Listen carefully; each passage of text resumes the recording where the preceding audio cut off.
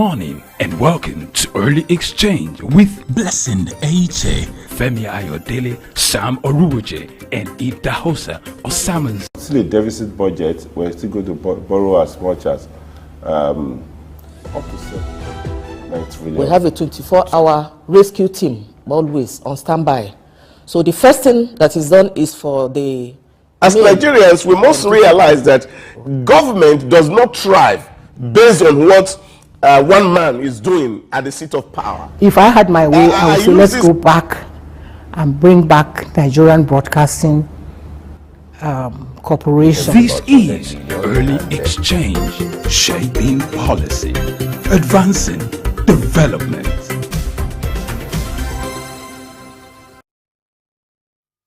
Yes, it's another beautiful day, another great opportunity for us to look at issues related to business, finance, global affairs, and the economy.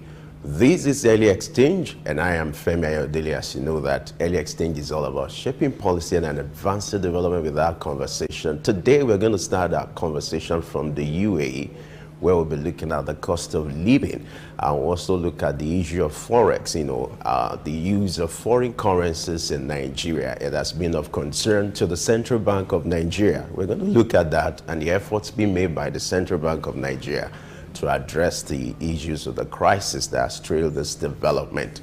Don't forget, you can be part of this conversation. All you just have to do is to go on a social media platform, on a YouTube page, using the hashtag Early Exchange, to hear your view. And like I always say, let your voice be heard. It's your program. We hope that as we spend the next 2 hours with us, will make your day worthwhile. Blessing is also here to add value to your time. Blessing, how are you today? And well, Femi, and you're right about that, because we need to add value to a lot of persons. Now, some people made money in the last year and are thinking of where to invest. So we help point them in the right direction. And for those affected by global inflation, countries that have been hugely impacted, we will look at it today and see what prospect lies even in a country ridden by inflation. So this is some of the focus for today. We ask that you stay with us. By the way, how was your week? How was your weekend, rather? I do hope it was great. Now, to get you updated on current happenings, Grace Komalafe is standing by in the news studio to bring you news updates. Hello, Grace.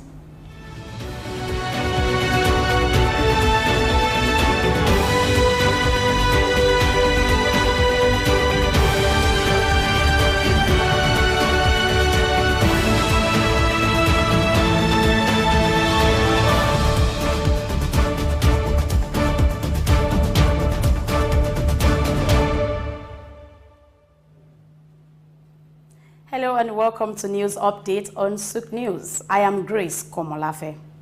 As part of efforts to enhance operational efficiency in the banking sector, Nigeria's Upper Bank, the Central Bank of Nigeria, has halted its cash reserve requirement policy. In a letter to all banks, the new framework discontinues daily CRR debits, offering a more predictable mechanism for improved liquidity management.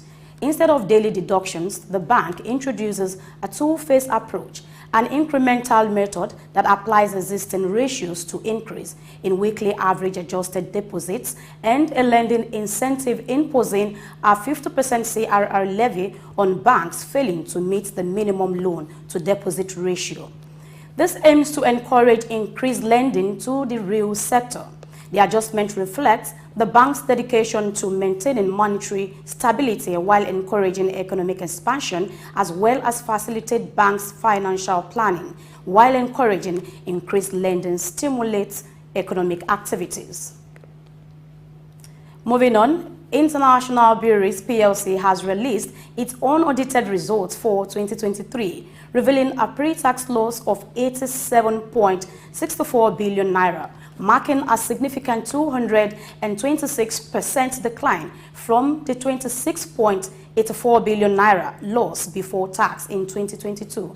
The company faced challenges linked to the naira devaluation, resulting in a net foreign exchange loss of 72.47 billion naira in 2023, a sharp 437.6% decline from the 30.47 billion naira net FX loss in 2022.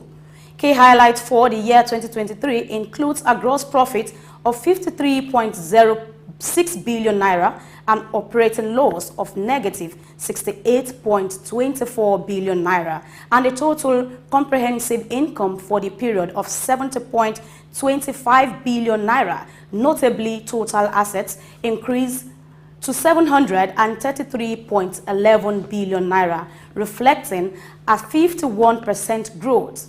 The interest expense on borrowing surged to 24.75 billion naira in 2023, a 247% increase, while the company utilized non-deliverable forward contracts to mitigate exchange rate fluctuations on the outstanding loan balance of $389.08 million with Citibank.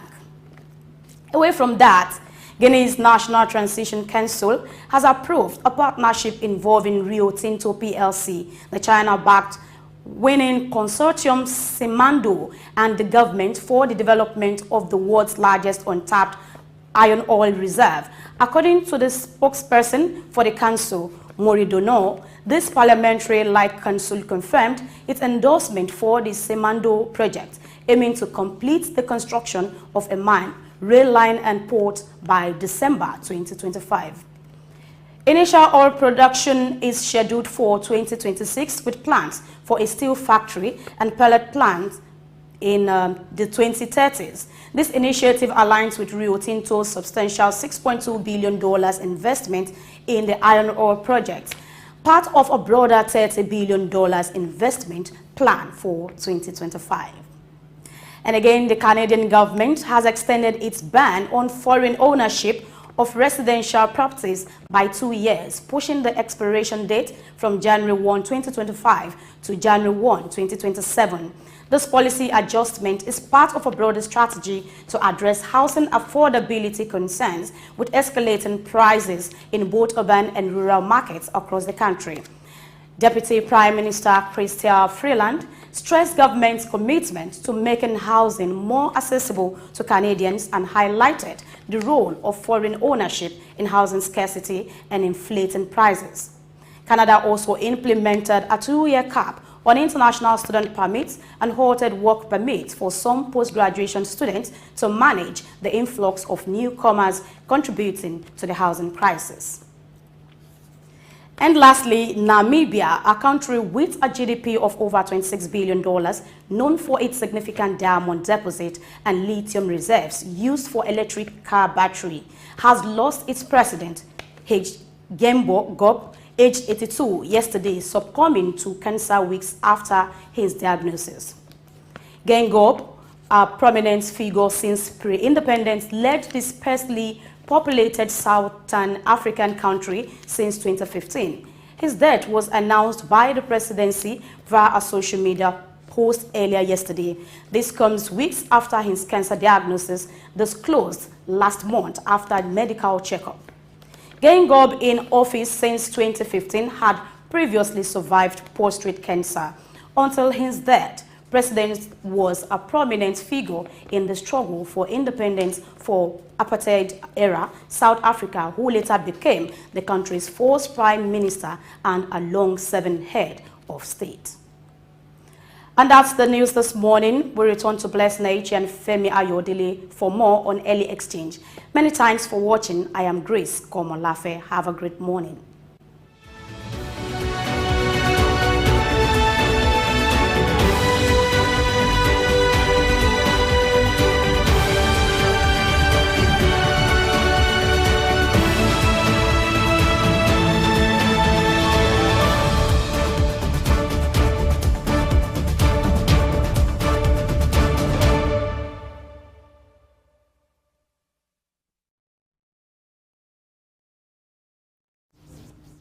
All right, thank you, Grace, for keeping us informed with the news update. Indeed, you took us around the world.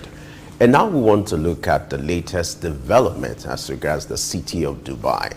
When it comes to all the cities in UAE, Dubai is being estimated to be the most expensive when it comes to tourism that city comes to your mind. And for those of you who are thinking of leaving the country in the wake of this Japa syndrome, if you're thinking of going to Dubai, then the cost of living in Dubai should be of concern to you. That will be the thrust of our conversation today. And to shed more light on this, we're being joined by in-house analysts. We have Dr. Idauza Osamanzi here with us this morning. Glad to know you're here with us. Good morning. How was your weekend? Good morning, Femi. There was no weekend. Leslie, good morning. Why was there no weekend? Too much of activity. It was it was a work weekend. Okay. You know, our job is more of 24/7, and so we work virtually around the clock. I was, when you said there was no weekend, I was beginning to wonder, since when did Saturday, Sunday leave the calendar, and then we just jump from Friday to Monday? But now I understand. Yes. All right. Let's take our conversation to UAE. I want to take you from Nigeria now. Interestingly, why you are very critical to this discussion is because you've been to UAE, you've been to Dubai precisely, you've lived there for a while, you've had business concerns and several activities going on there for you. Now, the cost of living in Dubai, according to this report, has been of concern. You know, it has been the haven when it comes to tourism. The city has been in the world map in recent time because of the activities around tourism and then the vision of the leader. But it's also posing another challenge, which is the cost of living in that city. Give us an overview of your own personal experience, having lived in that city, and what would be your own estimation before I give you the figures about the cost of living. Well, I think UAE generally is home to a lot of people across the globe. Over 190 countries patronizes that environment. So people come from everywhere to do business in the UAE, and that's because the government made a kind of an ecosystem that's conducive for business. We've said here over and over, it's a tax haven for a lot of people because there's no corporate tax in the UAE. There's no even personal income tax in the UAE. So people who work, they take their salary full time. If you do business, you take your profit and you can move it anytime out of UAE without issues. So a lot of business people go to the UAE to do business. And this is because UAE is a commercial center. It's not an industrial center, so to speak, where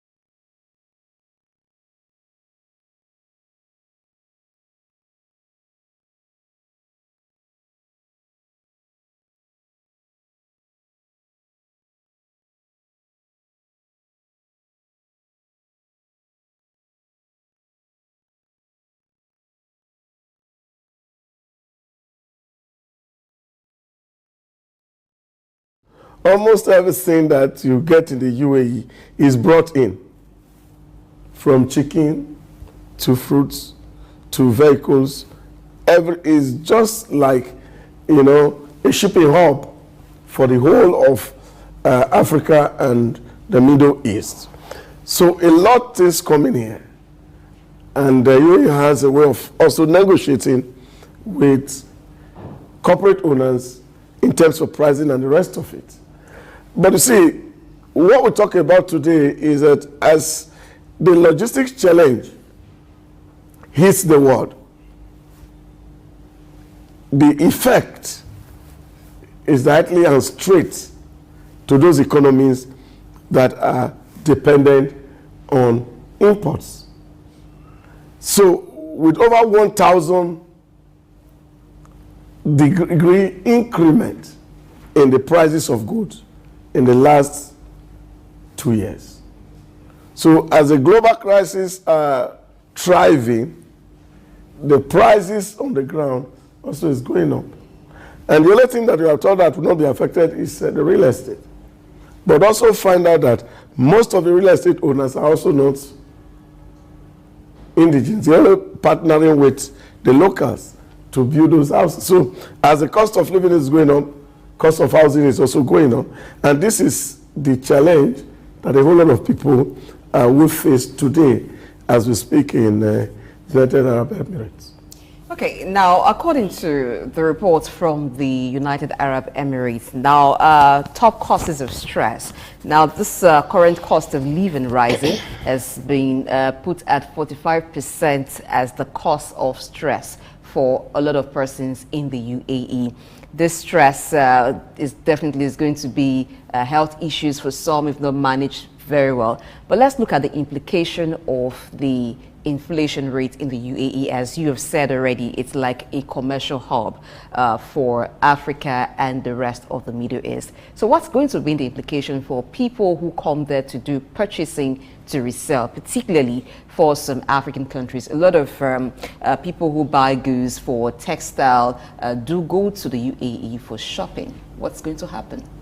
Yeah, a lot is happening to that economy. Don't also forget that that's what point I'm making. Once there's a shock globally, every economy is affected. Now, the worst hit is always those that are almost 80 to 90% dependent on imports. Now, you look at it for close to 2 years going now, the portal for Nigeria has not even been opened for people to travel from Nigeria to go to do business in the UAE. That has been sealed for a while.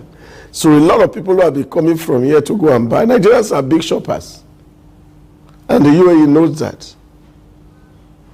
So there's no way it will not affect even the local making of money in terms of people who are selling, in terms of tourism and the rest of it. And that's what it is. People are struggling with business internally. And I think that's where the stress is actually coming from. Because you are having people, about a year ago, Russia, during the Ukrainian war, they all moved en masse to the UAE. And they brought in a lot of dollars into the economy. Now, by now, those dollars should have been exhausted. So you really need people to patronize. So it's one thing to have a goods on this and have somebody else who is going to buy it. Now, if you put the cost of ticket and the whole of it, the cost of visa together to get to the UAE, even from Nigeria, for example, is quite expensive. So not many people can afford it. Flying Emirates from the US to the UAE, all these prices are affecting the way businesses are done. Naturally, it would have been easy to spread the cost of the inflation if you have a whole lot of inflow of people coming, because the economy is dependent on those who visit, not on the residents. So this is the challenge. So there's no way people who live right there will not be mentally stressed if you don't have money to spend. And you're living in an environment that's so regulated that you have to pay every bill, whether to government or to landowners. So these are the things that, of course, will necessarily create mental stress for a lot of people that are living there. But how it will affect actually the Emiratis is another big question completely. Because over the years, these guys have established themselves, because you have an environment where out of the 10 million people that live in the UAE, about 8.5 million people are foreigners. Only 1.5 million people are original indigenous in the Emiratis, and they are well covered by the things they do. In the last 2 or 3 months, all the business partners we had in the UAE, they've been chasing us also, because the system is really stressed. All right, let's situate this conversation properly by looking at the statistics. According to this report, a single person estimated monthly expenses at about $1,000, and that's about 3,700 dirhams, excluding rent, just for one person. And a family of 4 will spend 3 times more. That's about $3,540 monthly, which is equivalent to 13,000 dirhams. I want you to react to this. Do you find this to be very, just too expensive for an average dweller in that place to afford? $1,000 monthly, excluding rent for an individual. And if you look at a family of 4, it's about $3,540. That's pretty expensive. $3,000, that's about 9,000 dirhams. And what do people earn? Maximum people who are working and they are doing excellently well, averagely 10,000 dirham per month. There are people who are earning less than 1,000 dirham. There are people who are earning 2,000-3,000 dirhams.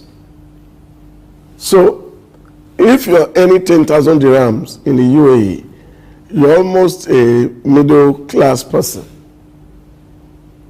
And then those who are very techy, they get up to 45,000 dirhams, but then that is on the extreme. So averagely, what a man is going to take home, if he's taking 10,000 dirhams in a month, and I'm going to spend about 9,000 on food or transport, you know what that is? Excluding rent. Excluding rent, Not because to talk of rent is, convert this to naira, quite expensive. So you may even have some deficits. Rent is quite expensive. Even in the slum area of UAE, like in Dera, rent as of 2022-23 is over 90,000 dirham per annum. That's about $30,000. Even our highbrow area in Ikoyi, you can't pay that much for a duplex. And that's for what we call a room self-contained here. 1-bedroom flat. So you can imagine that if you're living in a studio apartment around Dera area, that market area, that's like our Oshodi, you're seeing people paying up to about 35,000 dirham per annum. Some people paying 45,000 dirham per annum. That's huge money. And that's why even in those areas, you look at it in Dera area, you go toward Sharjah, you can see 12 people living in the same one studio apartment. Because the cost of affording this is very terrible. There are a whole lot of people who are underpaid in the UAE, especially people who are doing labor. They don't even earn up to $500 in a month. So you can imagine how these people survive, or how they are surviving. So what would be the implication of this on the UAE economy? Those who don't earn as much to take care of the inflation cost and to also have something to hold on to, at least just to get by. Do you see possible relocation of a lot of residents or a lot of people who live in the UAE apart from the citizens themselves?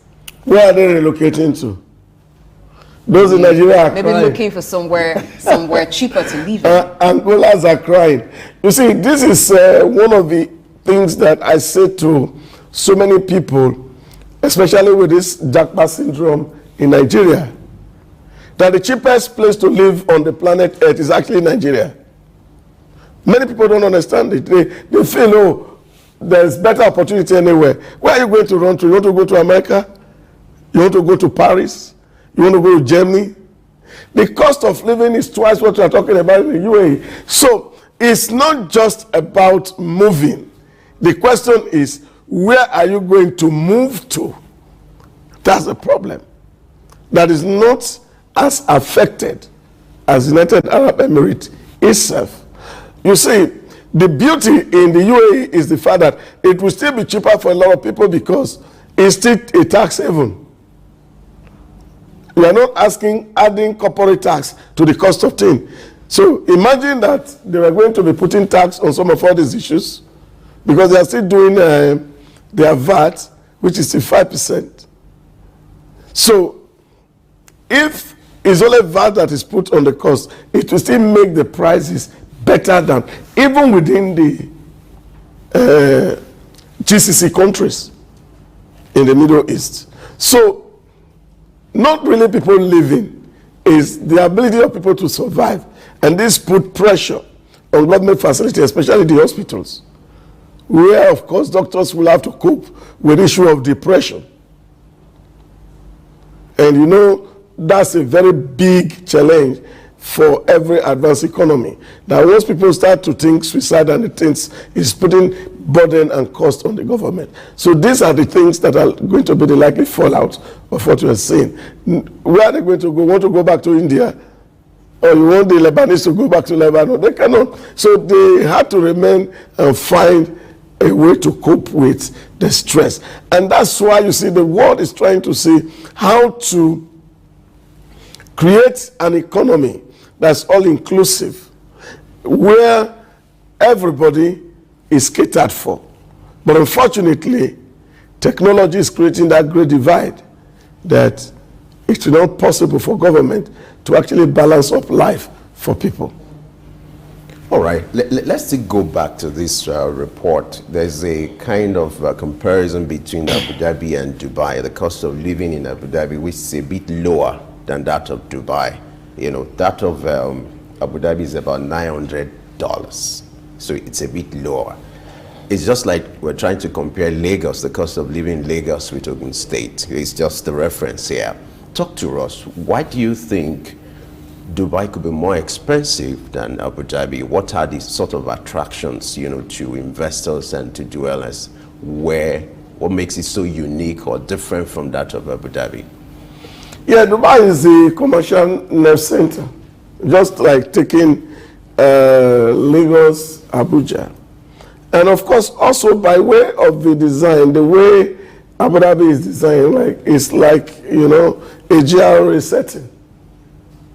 You don't have so many high rises in Abu Dhabi as you have in the UAE. So the real attraction is that a lot of people come to Dubai. And for you to live in Abu Dhabi, you must have been elite also. So I think that's actually the difference, because the migration comes more to Dubai, where the basic businesses are happening. And not many people can actually afford to go to the GRA, which is where the king is, and that's Abu Dhabi.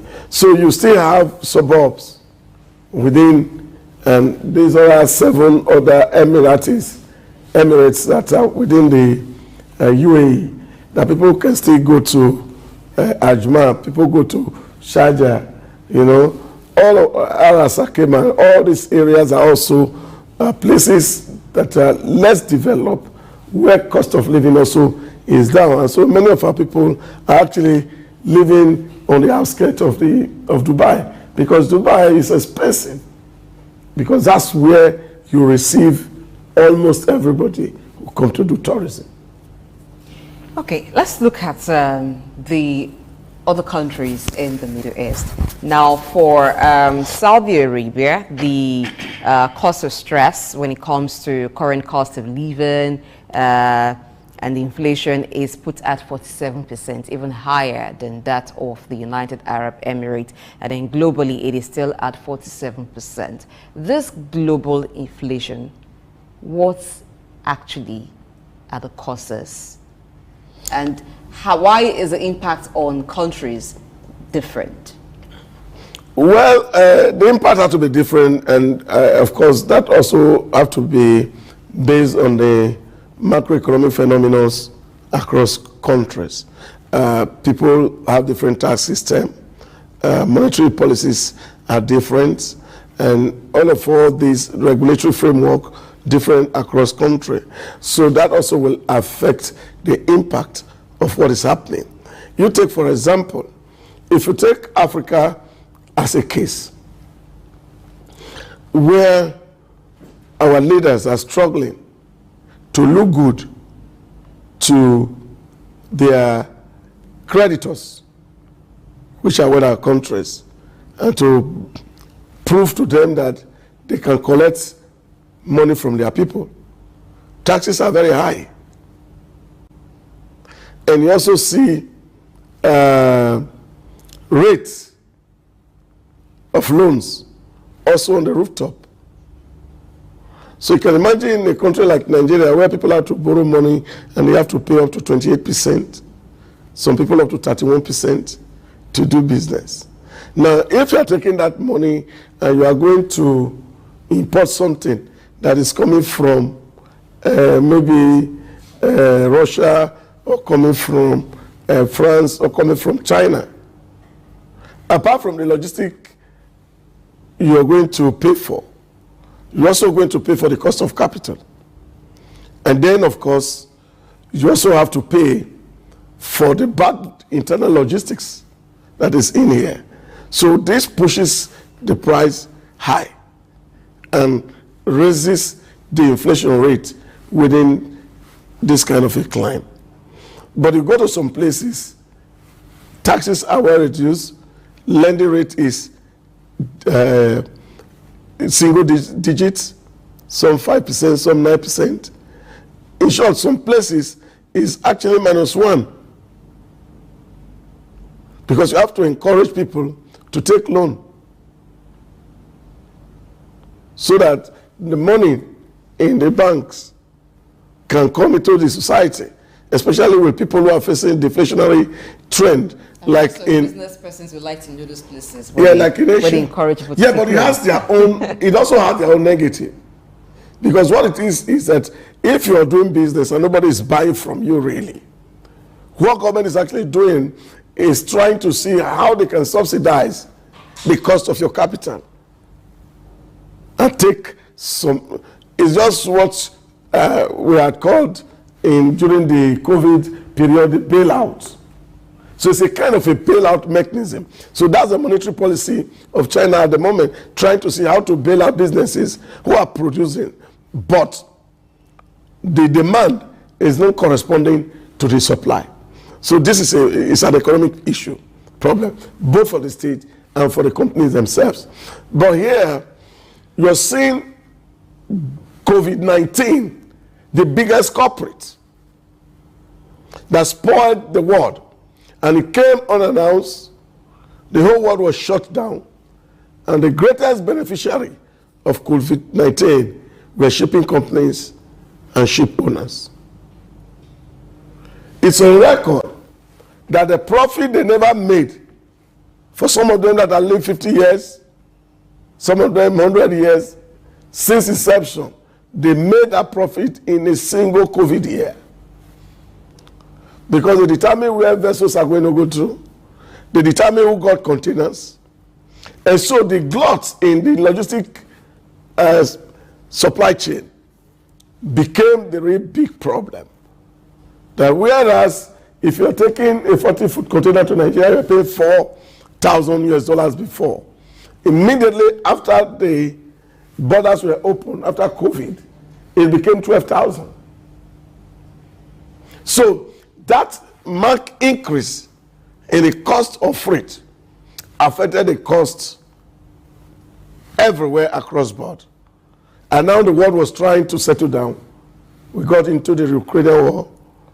The prices of gas jumped to the high roof, creating trouble in the whole of Europe. So imagine that you're sourcing something from Europe. So the cost of energy rising, that affects the cost of production, and that automatically also affect the ex-factory costs of the product you're selling. So these are all issues. And we are thinking of ending the Ukrainian-Russian war, and we are having the Houthi rebels disturbing on the Red Sea, vessels can come. So the problem is compounded by the day, and that's why inflation is climbing, because as cost of production increases, and countries are printing money to accommodate these increments, you have so much money supply. With excess money supply, chasing very few goods, the net result is inflation. All right, it's time for us to go on a break now. We'll be right back shortly to discuss more on the cost of living in UAE. Stay with us. My name is Veronica Nkechi Eze. Charles Abana. My name is Professor Martins Emeje. Professor Sylvester Odion Akaine. Keep watching Souq News TV. The best news channel online. It's elevating, it's enlightening, it's educating. Muhammad Ali found his root in Africa. Rumble in the jungle. I swear the king is humble. Jesse Jackson, O.J. Simpson, this is black history. Andrew Young visit Africa in the late 60s. Legend, Bob Marley make the life different. Martin Luther King and Malcolm X are big names. They fought for black Americans in the old days. We need same revolution in our own ways. Michael Jackson, Janet Jackson, Mr. Jay-Z, Snoop Dogg, Dr. Dre and Eddie Murphy. American prosperity ain't complete with African poverty. It's legendary Idris Abdul Karim, and you are on to Souq News. You don't touch that dial. Tafawa Balewa Square, TBS. Tafawa Balewa Square was initially used as a horsing ground called Lagos Race Course. The edifice was constructed by General Yakubu Gowon in 1972 and named after Nigeria's first Prime Minister, Sir Tafawa Balewa. Tafawa Balewa Square is located at 45/57 Marse Bangboshe Street on Lagos Island, Lagos, and referred to as TBS. TBS is a 50,000-seater capacity venue and houses the Remembrance Arcade, the 26-story Independence House, which at a time was the country's tallest building. When Lagos served as the country's seat of government, the National Assembly Complex was within the TBS. Also in the square are the National Broadcasting Commission Office, the Nigerian Hydrological Services Agency Office, shopping centers, travel agencies, restaurants, car parking lots, and a bus terminal. Tafawa Balewa Square is adorned with beautiful statues of white horses and red eagles, symbols of strength and dignity. Our historic neighbors include the King's College and the Holy Cross Cathedral. Tafawa Balewa Square hosted some of the country's memorable events, such as the Independence Day in 1960, when Nigeria gained independence from Britain, the Armed Forces Remembrance Day, which is celebrated annually on January 15. The edifice is a national cultural asset. Tafawa Balewa Square, Souq Enlightenment. Good morning and welcome to Early Exchange with Blessing Aiche, Femi Ayodele, Sam Oruoje, and Idahosa Osamans. Still a deficit budget, we're still going to borrow as much as up to 7-9 trillion. We have a 24-hour rescue team always on standby. So the first thing that is done is for the... As Nigerians, we must realize that government does not thrive based on what one man is doing at the seat of power. If I had my way, I would say let's go back and bring back Nigerian Broadcasting Corporation. This is Early Exchange, shaping policy, advancing development.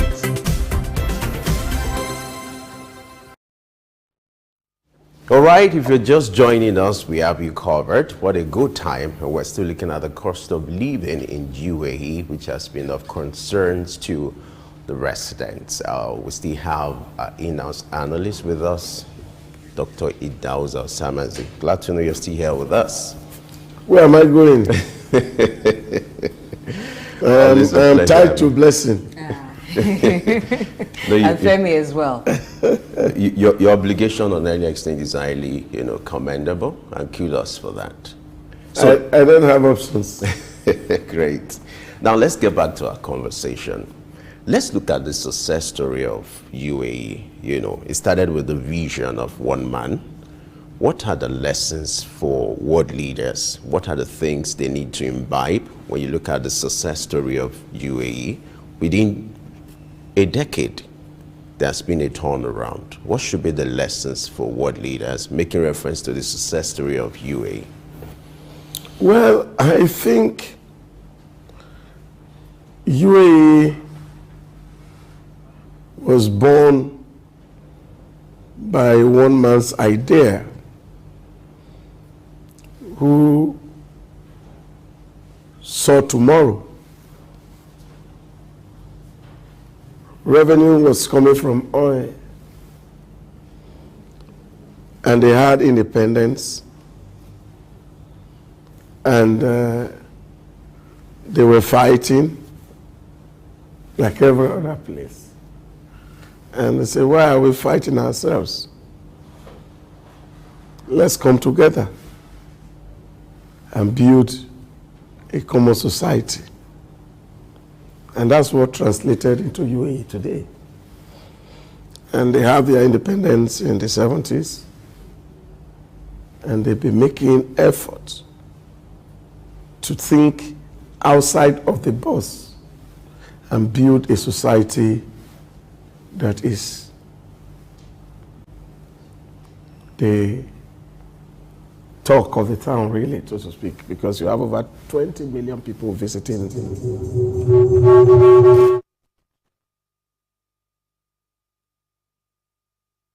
For tourism, just to see big projects.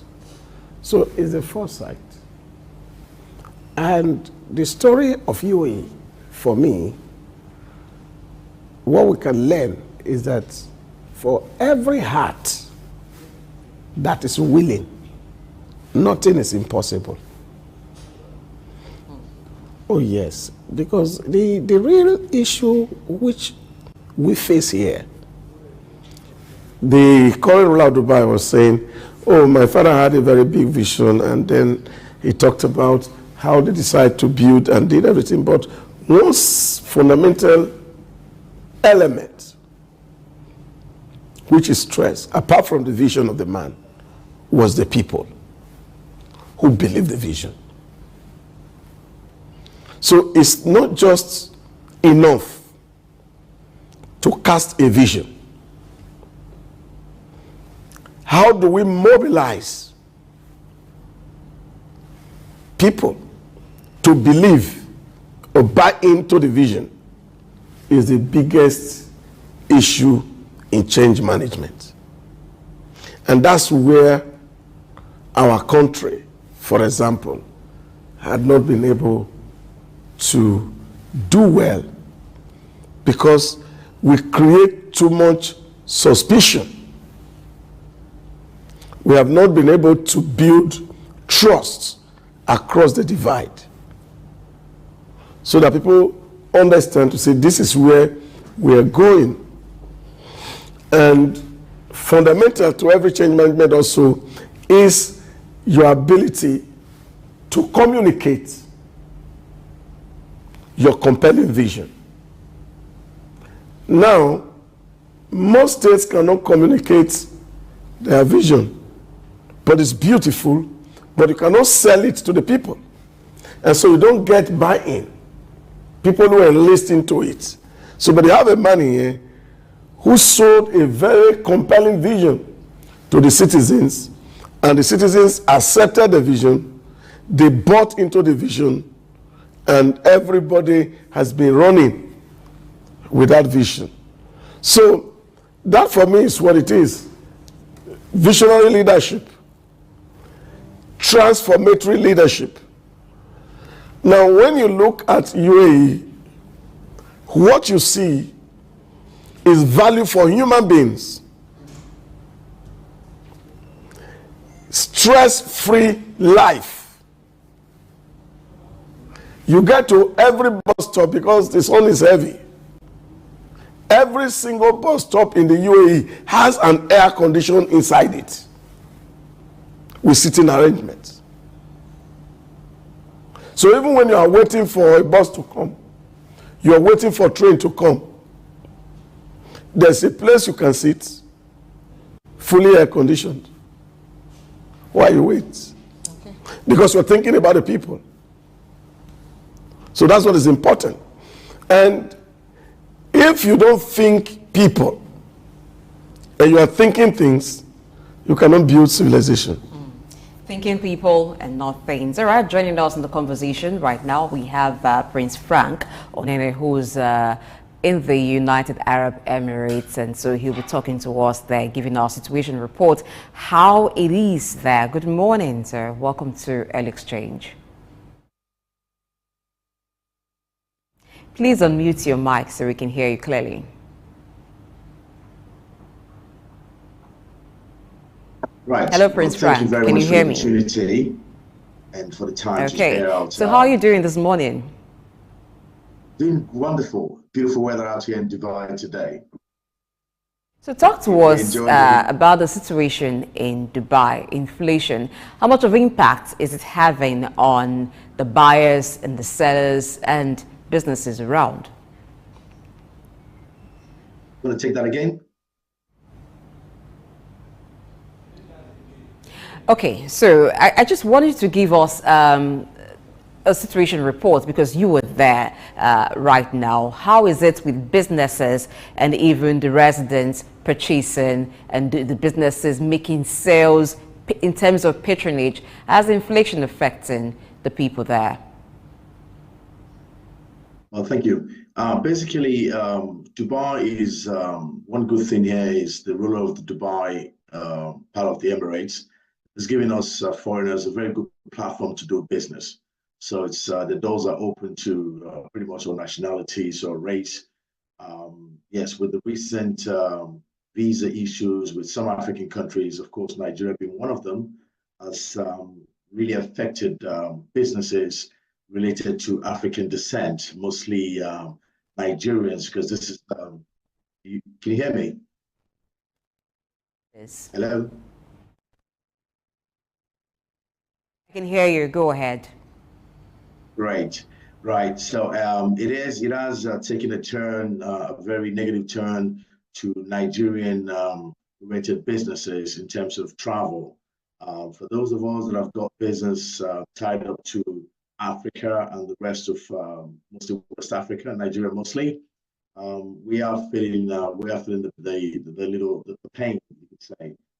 There's not that much traffic, much. So it's something that we, being old residents of this country, have been aligning with the leaders, the rulers, chamber of commerces to try to sort out whatever differences are there between both countries. But one good thing for us is being Nigerians, we're very resilient people, and we don't just, for all business people here, we don't just depend just on the Nigerian market. We've extended our reach out to other regions to kind of make ends meet. But having said that, there is been a bit of a pinch in terms of business flow from Africa, mainly Nigeria. Real estate has been affected, pretty much tourism, hospitality, and for those of us that have got freight forwarding businesses have also been affected. And also with the recent currency situation, the Naira being devalued is also not helping matters. So we're pretty much struggling, you can say. But yeah, so that's the situation report for now. Hoping for the best. Interesting. Prince, glad to have you join us on Early Exchange once again. Let me read out the statistics to you, and I would like you to react to it. Is either you confirm it or you refute it. According to this report, estimated monthly expenses for just an individual, it's about $1,000, and that's about 3,700 dirhams, excluding rent. And for a family of 4, you spend 3 times more, which is about $3,540 monthly, which is equivalent to 13,000 dirhams. I would like you to react to these, either confirm it or refute it, talking about the cost of living in Dubai. Well, on that note, it all depends on lifestyle. Now, you can have, of course, that's a bit on the high side. Dubai is a very, very cosmopolitan, city, whereby the different lifestyles that you can have here. So it depends on what kind of lifestyle you want to live. They have attended to different levels of income. We have different sectors. We have different cities within the city. So you can adjust your lifestyle to however you want to do it. Do you want to be the party person every week, every day? Then that's your call. you want to have a 1 bedroom where you can manage with your 2 kids, then that's also your call. But on the average, I think the latter seem to be a bit expensive. But yes, on the average, with 3,000, approximately say 3,000 dirhams or outside the rent, it's basic for a simple family that has got earning a salary of say 1,500 dirhams, which is about $1,500. That would be the average. So for the typical African, the typical Filipino, the typical Indian average income, I think that's it's a bit balanced. Yeah. So yeah, I don't know if that answers your question. All right, let's look at what opportunities lie in here in spite of the inflation. Reports has it that investors, estate developers, real estate developers continue to join the UAE estate market, hoping for higher returns. Now, aside the real estate business, are there other businesses that this could be opportunity for or a good time for them? Yes, there's a big opportunity, and thanks to COP28 and discussions going on green economy, of which we have a great potential to take advantage of that. The Dubai, UAE as a country is open to that. The Middle East is quite open to this, mainly because of their terrain. And, recently Sharjah has invested a lot in growing wheat. Now, for Nigeria, considering our dollar devaluation, we have a big advantage on our side in terms of our exports. We can look at the export market in terms of this market buys a lot of soya bean, a lot of sesame, there's cashew going to Vietnam through Dubai.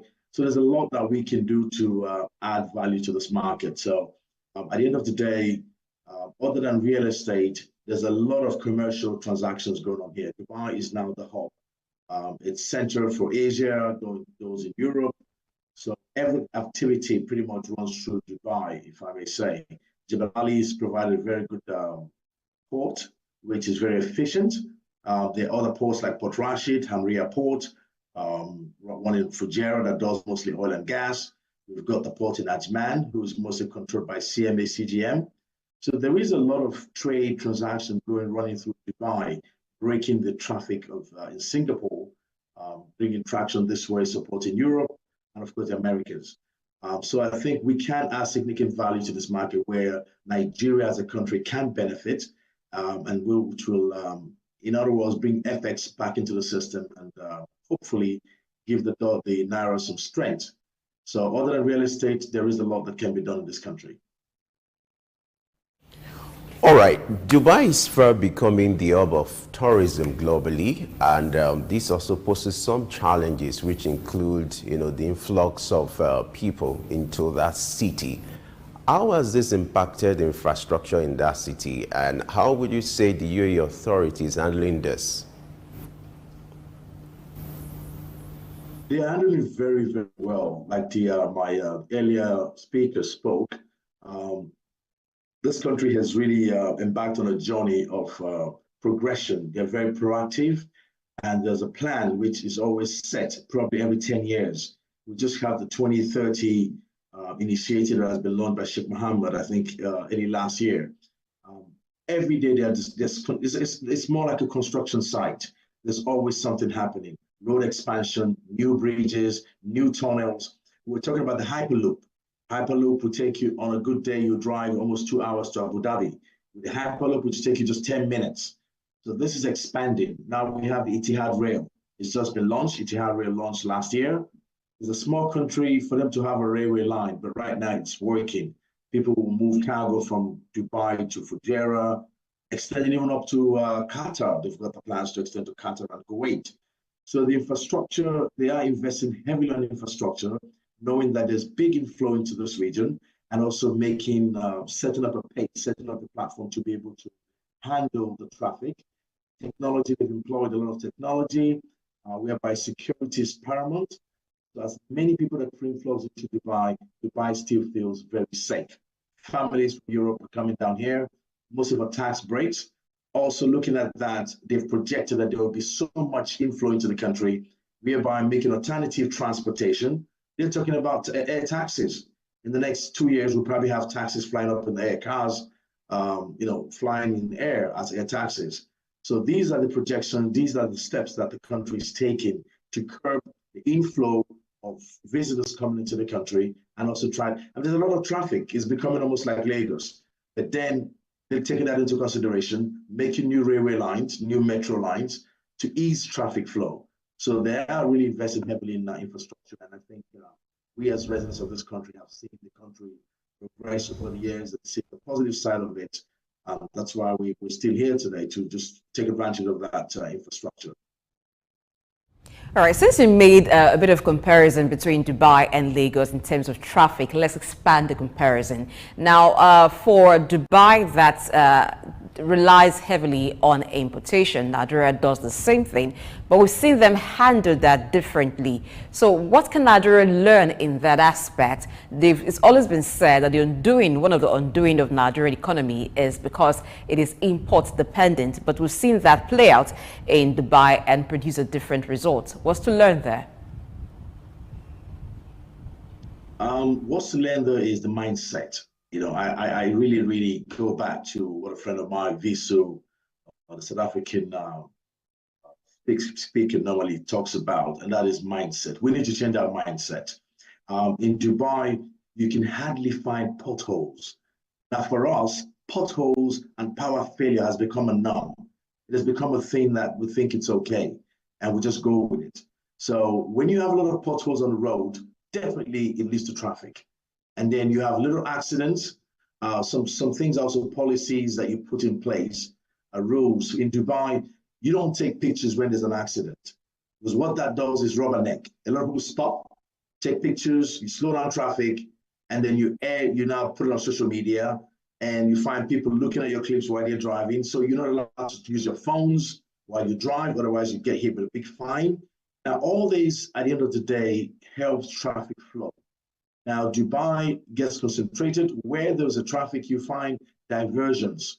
The police department, the traffic department takes that extra step to have visual signs that directs traffic to say, you know what, there's a lot of traffic on this side, take alternative routes, and that eases traffic. So a lot of that goes back to mindset. We should not take things as it's okay. We're used to it, light goes out, it's okay. It's not okay, because at the end of the day, it becomes a ripple domino effect that happens, something else, then happens. So I think we have a lot to learn from countries like Dubai. I've been here for close to about 30 years. We've seen the city grow, we've seen the country grow, and we admire the leaders, because once they announce things, today they say, you know what, 6i Road from this exit to that exit is now 80 kilometers an hour. So when you see these signs, you know you have to slow down. You don't slow down, you get hit by a fine. So when you think of paying those heavy fines, then you know that it's time to, to be cautious. Yeah. So I think those are one of the measures we can take.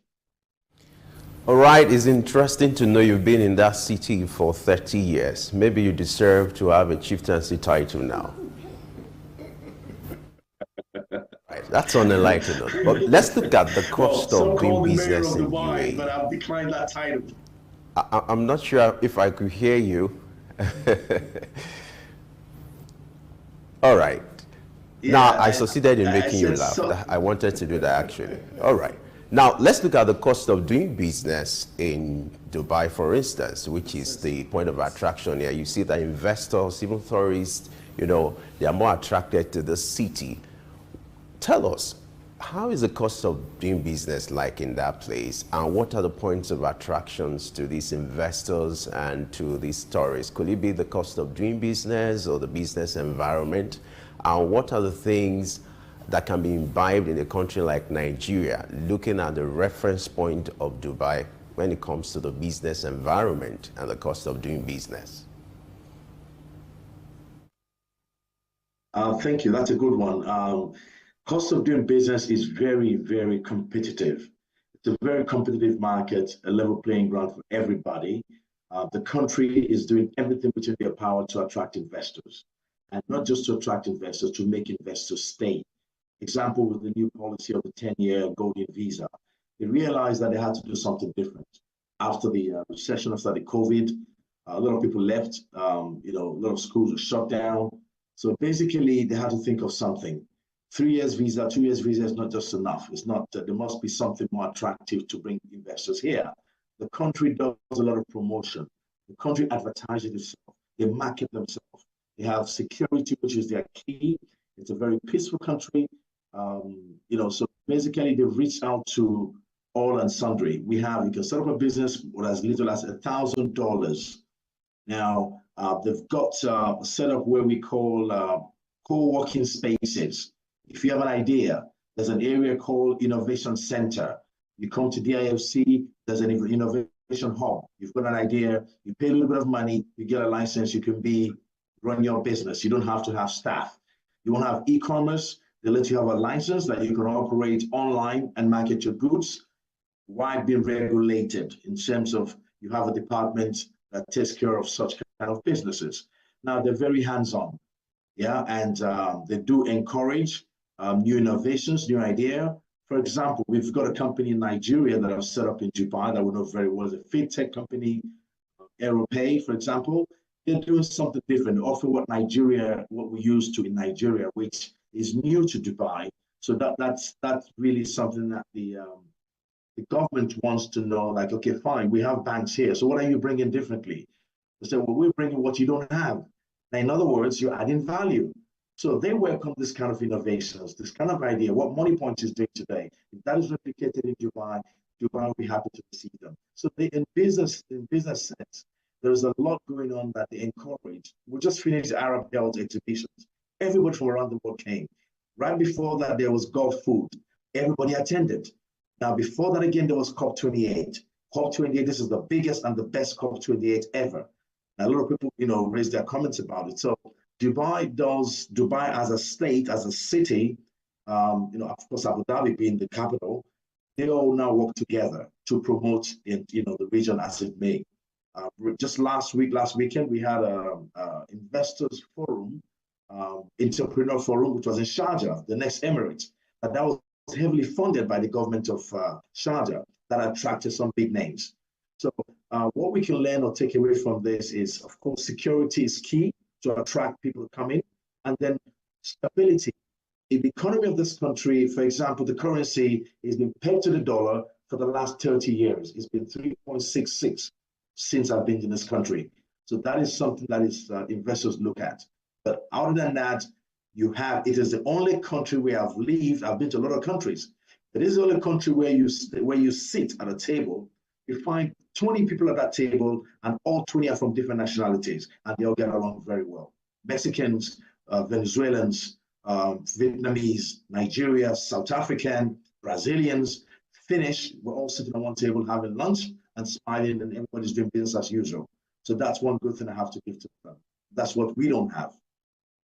Okay, you've rolled out lots of incentives for investors, but let's look at one. Does Dubai provide, or the United Arab Emirates provide access to credit for non-indigents? Yes, they do. They have a very good credit system. Just like the United States, they've just started, they call it Etihad Bureau of Standards. So they do credit ratings, and as long as you've got your Emirates ID, you looked at an official resident of the country, then you have your credit cards, you have your typical loans, you can access mortgages. We have new fintech companies coming up, just like one called Tabi. Tabi will give you what is common in Nigeria anyways, but here it's buy now, pay later.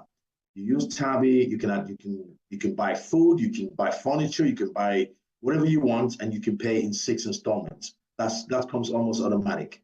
Having lived here over the years, I'm not a credit card person. I don't believe in credit, but for those that do, you have access to that. As a business owner, you can have easy access up to 5 million dirhams, which is about $1.5 million, if your papers are in place. That can go up to $50 million. An individual, you can get as much as 250,000 dirhams, which is close to about $60,000 to $70,000. Which you can use. They have two platforms. You have a personal loan and you have a credit card, so you can access either both, and also a car loan. So having access to credit is there as long as you're disciplined, you have good credit score, you can access the loans. We understand that globally interest rates are high, but these loans that you've talked about that provided for non-indigents in the UAE, at what rates does it go for? What is the rate attached to it? Well, one good thing here is, which we all take advantage of, to be fair to the country, it's an Islamic country, so Sharia compliance is on the paramount. So that taking into consideration, the interest is well controlled, even though in some cases it's not as mentioned as interest, it's called profit. It's really within the range, quite reasonable ranges from 2 to 5 to 6%, can go as high as 10, depending on your qualifications and your credit score. So interest is not really, that high as we experience in Nigeria, where it goes up to 22%. That would be ludicrous in this market. So as far as interest goes and profits, it's very reasonable, and yeah. Okay, let's look at as a way of handling the inflation. Now, you mentioned earlier that handling a bill of at least $1,000 for monthly expenses, personal monthly expenses, and between $3,000 for a family of 4 in Dubai is going to be hard on Africans and Asians living there. So in Nigeria, when issues like this happen, you find that there is a call for wage bump. Do you see that happening in Dubai as a way to handle this? How do you think the United Arab Emirates government is going to handle the rise in inflation in the country? Well, that is across board. It's not just United Arab Emirates. They're doing their bit in terms of trying to curb that. Mostly for the indigents, they've got subsidies. For us as foreign expatriates in the country, again, lifestyle plays a major role. With the situation in our region with Yemen and the tension within Israel, it has definitely affected cost of living because most shipping lines coming this way, the freight has increased. The country is dependent almost 80% on imports. We have a few factories here manufacturing, so definitely they are doing their bit. A lot of controls are in place whereby you don't, inflation is not as, let me say, you can never have 100% inflation here. Inflation rate probably slightly between 2, 3, 4% increase, mainly because, like I said, the tensions in the region. But other than that, the crazy prices that we'll experience in other regions, you won't have that here. So it's a bit controlled. They do have the municipality that makes their rounds. We do have announcements monthly on the fuel increase and why it's increased. So you have that on the news. Other than that, I think it's basically following the international trend. Again, currency plays a very good advantage here, whereby it's been pegged. So you can feel a bit of the pinch. For example, last month, we got tomatoes, which is one of the cheapest stuff here. Tomatoes going for 3 dirhams a kilo, and now as high as 6 dirhams a kilo, or let's say 5 dirhams. So it's almost like, 60% increase, but then it suddenly drops again. So it all depends on the freight of getting the tomatoes here. So I think inflation is quite controlled, if I'm allowed to use that word. All right, interesting. What a way to wrap up this conversation. Know that you are the right mind for this kind of conversation. 30 years is not a joke. So thank you for your time and your thought on the cost of living in UAE, and also giving us the business opportunities, an idea, painting a picture of the business environment in UAE. We must thank you for your time. I really appreciate it. Thank you very much. And to cap this off, just like you said, I have to say this: we were one of the few that brought the Nigerian embassy to this country. We used to be in Kuwait, and I think in the early 90s with Ambassador Abdullahi Gwari, Kuwait, we made it a point of duty to ensure that we had an embassy here. And thanks to him, he made it happen. So we opened the first UAE Nigerian embassy in the UAE. So that is something that we pride ourselves with because we saw the growing demand and the inflow of Nigerians beginning to come here. I mean, I must tell you, when I came here, we were just about 20 Nigerians in this country. Today, we have over 1,000. So, yeah, so we're proud and happy with the developments and just hope for more mutual working relationship on a G2G basis. Thank you very much. Yeah, I think I'm going to join Femi in this call that you should be giving the chieftaincy title in Dubai, at least amongst in the Nigerian community, having stayed there for 30 years and pushed to have the Nigerian embassy in the UAE. That's some achievement, and you received an applause here. Dr. Dausa was clapping for you while you said that, and I think we'll join him in doing that. And so, well done. We hope that you and the others continue to represent Nigeria very well in the United Arab Emirates. Thank you for being a part of Oil Exchange. Thank you. Thank you. Thank you. All right, Dr. Dausa, he said that the price of tomatoes in the UAE has doubled. Do you see that as an opportunity for maybe Nigeria? Well, it could be. It could be, but they also have invested a lot in farms. There's a vertical farm in the UAE where they are producing tomatoes.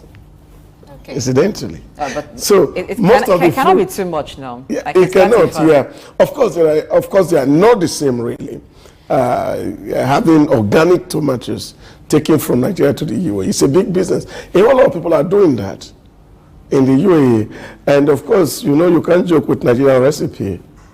And when you get to the United Arab Emirates and you see all Nigerian restaurants and see foreigners savoring our food. So I imagine the jollof rice made with Nigeria tomatoes. Oh my God. So it's all there and over all the places. And I think it's something we can leverage on. We just do hope that the issue with the Emirates airline eventually is over and resolved, so that the portals for Nigerians to move freely between Nigeria and UAE is at optimal level as it used to be.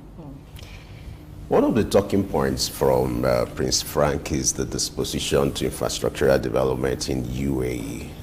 What are lessons for a country like Nigeria? You know, it seems to us that some of the states do not have a master plan or prepare for the expansion to come.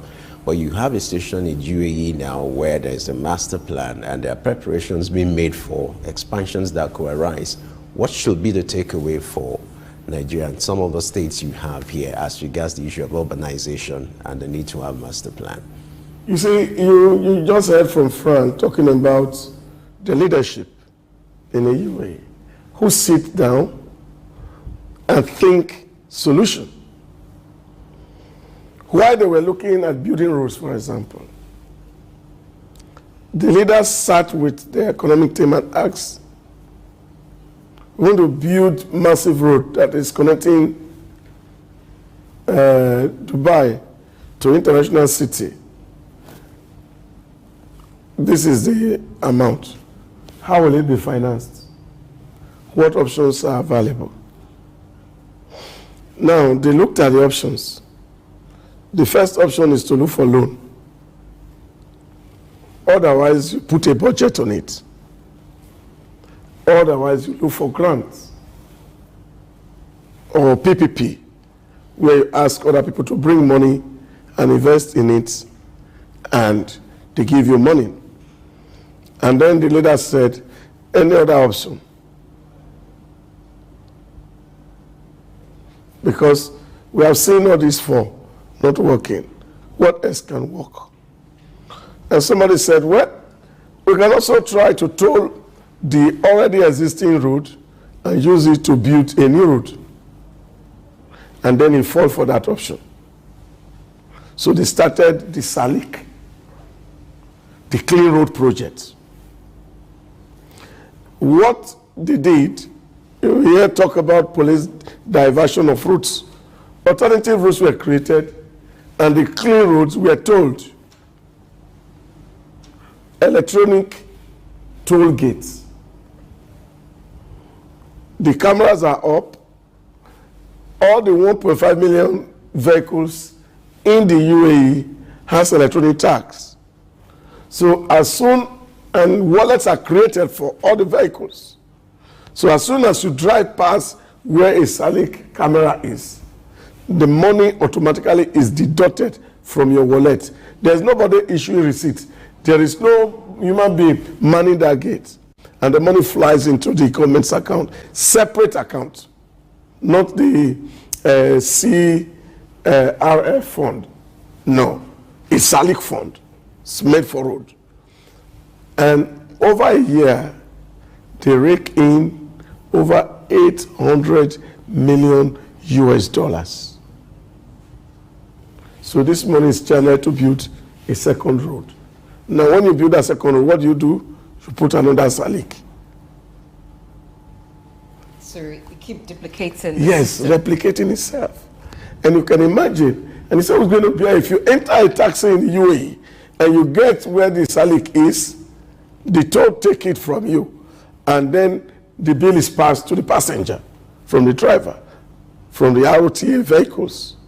So if it's a private vehicle, you bear the brunt. So, and the monies are not too much. It's just 40 dirhams.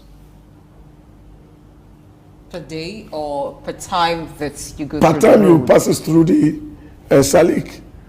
But if you don't want to use the Souq, you have an alternative route to use, which of course you may spend more time because of traffic and the rest of it. So this was a creative measure, and this brought in revenue. And now, Souq fund in the UAE, they don't even know where to put the money anymore. So they are building PPP in other countries and making more revenue to themselves. So it's not a rocket science. Dubai just wanted to model France and Singapore. That was all.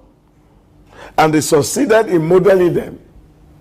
And we have another Singapore in Dubai. It's as simple.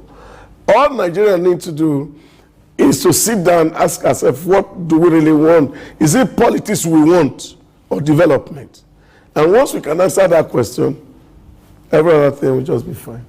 I'm impressed at how much they've developed a credit economy. And Prince Frank talked about how the rates between 2 to 10%, not really interest rate, but profit, what you pay back on whatever loan given to you. So this act like a buffer at times like this, helping to control inflation.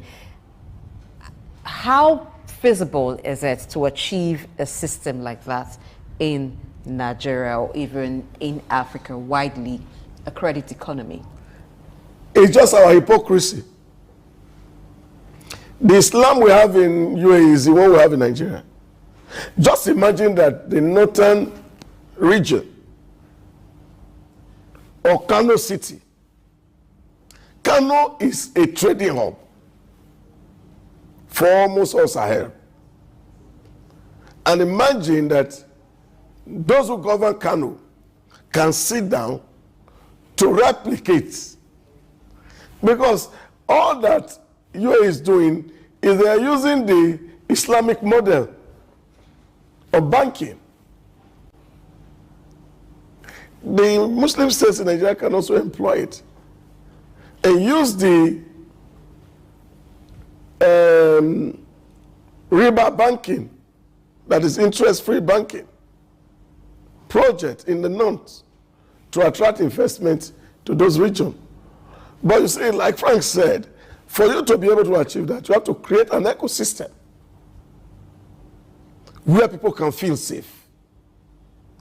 Even within Nigeria now, if they send your daughter to go to Kano for a youth corps service, you'll be walking to moving back to elsewhere because the environment, people are not feeling safe.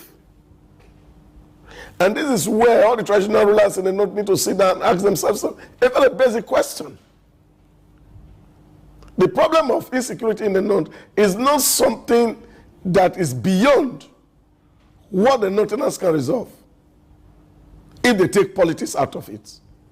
And then you can have that environment where business can thrive and things can be done well. All right, it's been wonderful talking about the United Arab Emirates, looking at the inflation rate there, how it's impacting the country, and how it's been handled. What are the opportunities for those living there, businesses there, and of course, investors in other continents? These have been the thrust of a conversation this morning. I would thank Dr.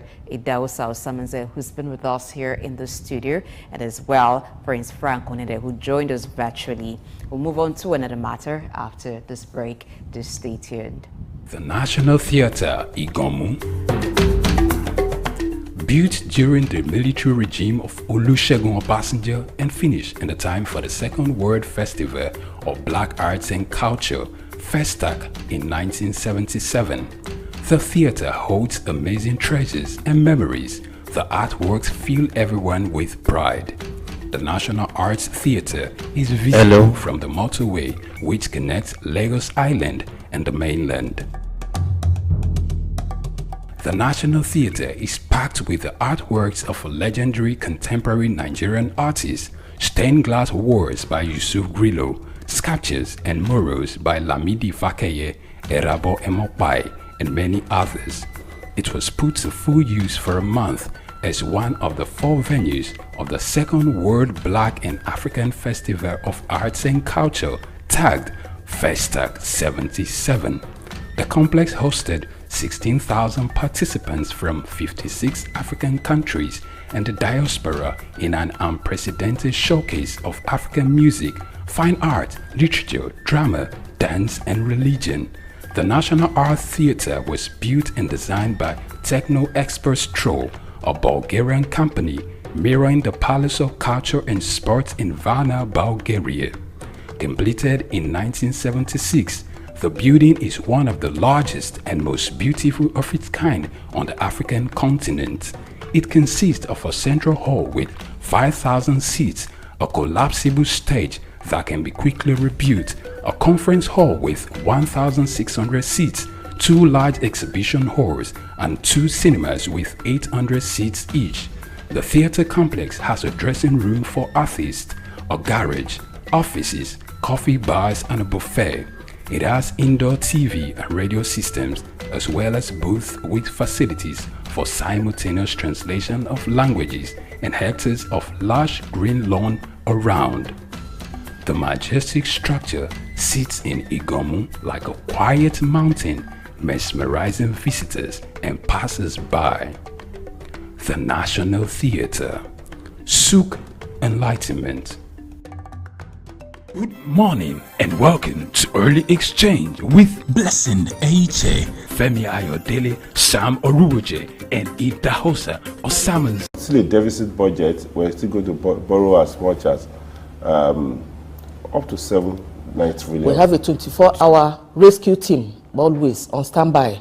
So the first thing that is done is for the...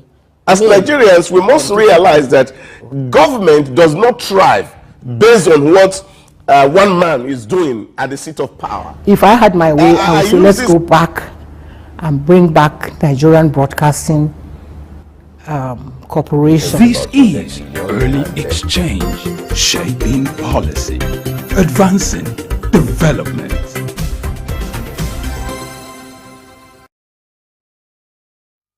Yes, indeed, it's our obligation on this program to shape policy and advance development with our conversation. And now we're taking a switch to look at the use of foreign currencies for domestic transactions in Nigeria. This has been of concern to the Central Bank of Nigeria in recent times. It is often said here that when dollar sneezes, the naira catches cold. This has been the situation for some time now. What has been the effort of the central bank in curtailing this kind of development? That will be the thrust of our conversation now. To provide a better perspective to this, we've been joined also by an in-house analyst. We have Sam Oruwoje here with us this morning. Good morning. Glad to have you join us on Early Exchange. Good morning, Femi. My pleasure to be here. Good morning, Sam. Good morning, Blessing. It's good to see you here today. It's been a while. I don't think so. It will always not look so like long, that. but it's been a while. My pleasure to be here anyway. Thank you. How was your weekend? Beautiful. Oh, good to know. Good to know. So that means we're in for a wonderful time this morning. Thank you. All right, let's look at this trend, which has been of concern to the Central Bank of Nigeria. In fact, a circular has to be issued in that regard recently, which is not the first time. The use of dollars and foreign currencies for domestic transactions in Nigeria, in spite of the fact that the CBN has maintained severally that the Naira remains legal tender, but you have this preference for foreign currencies in Nigeria. Talk to us. Why do you think you have this kind of development? How did we get here? Well, personally, I don't share that perspective. I know there are few businesses that like to collect dollars. I think it is the responsibility of the regulatory authority to make sure that transactions are done in the legal tender of our country. So whether some people do dollar transaction, I think it will be a failure on the part of the Central Bank of Nigeria and all the allied agencies that are responsible within the monetary framework regime of the country. So I don't see any reason. I've been to other climes, I don't want to mention country-specific term, where you make transactions and you even have dollar option.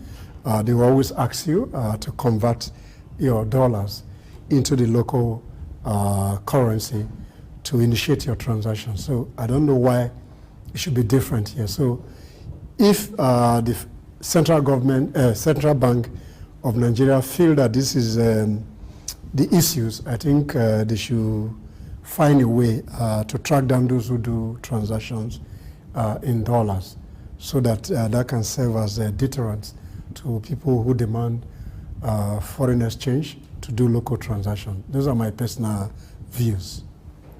All right, apart from the official channel when people want to make transactions paying with dollars, there's also been the trend of spraying dollars at parties, even parties done within the country. Now, this high demand for the use of the dollar, do you find it associated with a class thing other than a means of transaction or a legal tender issue?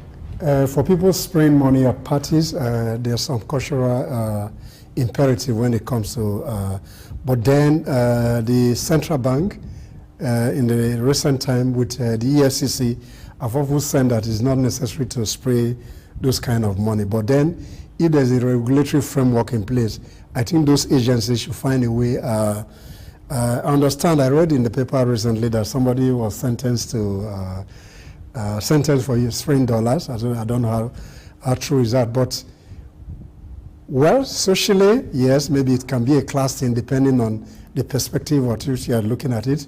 But I think it's just a cultural thing that people spray money at parties. But then we should frown at spraying foreign money in our local party. If you must spray money, it should be our local currency. If you are culturally banned to do those kind of stuff in parties. But then if the government say is not good, then I think we should stop that. Why can't you just put money in an envelope and hand it over to the people at the party? I think that's more dignifying in my view. Don't you think, if you look at the exchange rate of the dollar to a naira, for instance, you know, you can guess the figure, which I don't want to talk about it now. But if you look at the exchange rate of naira to dollar, wouldn't it be a difficult task for the CBN to curb this trend if looking at the exchange rates and the kind of value you get when you store your assets in these foreign currencies? Don't you think it would be a tough one for CBN to curb this trend and stop Nigerians from, you know, patronizing or putting pressure on the nairas, demanding? If I understand you correctly, storing your money in dollars vis-a-vis using your money as a local currency. Looking at the I don't really get and it. other foreign currency, looking at the exchange rate, the value now compared to naira. Would that make people demand for foreign currency in terms of local transaction? Is that the question? Yes. Wouldn't that be a tough one for the CBN No, I don't to think cover so. if that's a reality to live You have with? opportunities of people having a domiciliary account where they can earn money from abroad and they those monies are in DOM account, but those money, once they leave the domiciliary account for local transaction, they should be converted to local money for that exchange, irrespective of whatever the exchange as it is as of today. So their salaries in dollars in Nigeria. If they are expatriate workers, it depends on how those Some salaries. of them are not. No, I don't think so. I don't think so. That would be against the Nigerian labor law, and the Ministry of Labor and Productivity must close in on those companies as quickly as possible. But if you are employed as an expatriate worker, you're working as an expatriate worker, then you are paid in your currency. But then if you must spend those money, you need to convert those money to the local currency to spend. All right. To rephrase, because when Femi was talking about people leaving their money denominated in dollars, it's become like a trend right now where it seemed like an investment plan or an inflation-proof plan where people choose to save in dollars rather than save in naira. Is that putting some strain on the dollar in terms of increasing the demand? I don't think so. How many people can really save in dollars? If you look at the ratio, the population, I don't think so, even though there are no basic statistics to defend that position. How many people really can save in dollar? That's a million naira question. Nevertheless, those who have the capacity to save with an investment option, if they have the capacity to save in dollars, why not? But my submission this morning is that even if you have your money in dollars and you must spend them within the domestic environment, then you must convert those monies to spend in naira. So there's nothing wrong if you have an investment option that is dominated in dollars, but when you earn your money, once it comes into the local jurisdiction, then you convert your money and spend in the local, unless you're doing a foreign exchange transaction where you need to transfer money by dollar, and then the bank within those framework can earn their own commission, and that money still remain within the domestic environment. Talking about converting, now when people want to convert to the local currency, the first point of call now is the Bureau de Change operator, or those who exchange currencies along the streets. So for the Abuja Bureau de Change operators saying they're shutting down, how much of impact do you see that having? Do you see it becoming a nationwide thing where from Abuja, those in Lagos, those in other states begin to shut down because there isn't enough forex to continue business? Well, I'll look at that from two perspectives. First, if they are trying to shut down their operation, that would be a business decision that they are making. So if they think it's in their best interest to shut down their operation, so may it be. Wouldn't it have on the implication? other hand, no, I'm just trying to make a point. Okay. There is a business decision, so if they want to shut down, that's their own personal. On the other hand, is he a threat to the government that if they shut down, then the pressure on the dollar will become more problematic to the point that maybe they will beg them to come back to. The argument is neither here or there. So if they make a decision, if they think it's in their business interest, let them shut down, and maybe that will help to close the gap.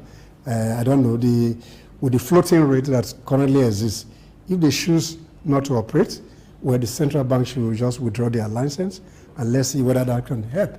These are my personal views for now.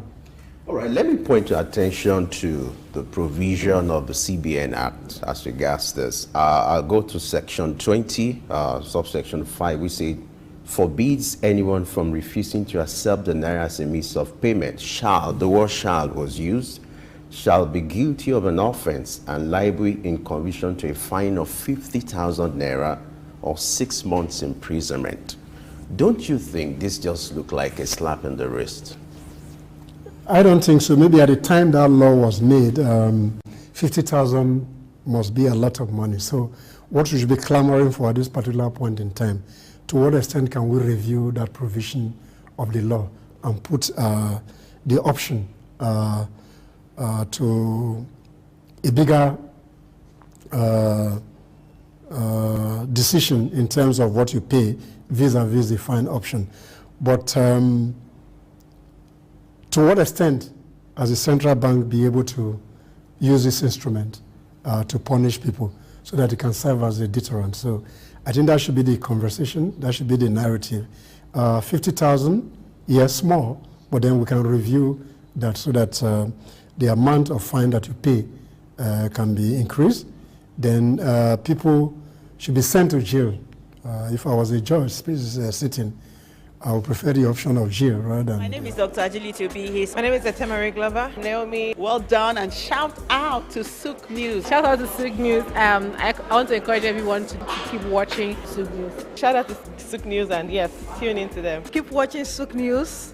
They are one in town. Hey, we're watching Souq News. Keep watching Souq News. Keep watching Souq News. Catch them on YouTube and all social media channels. Hey, my name is Frank Edowo, and I'm imploring you.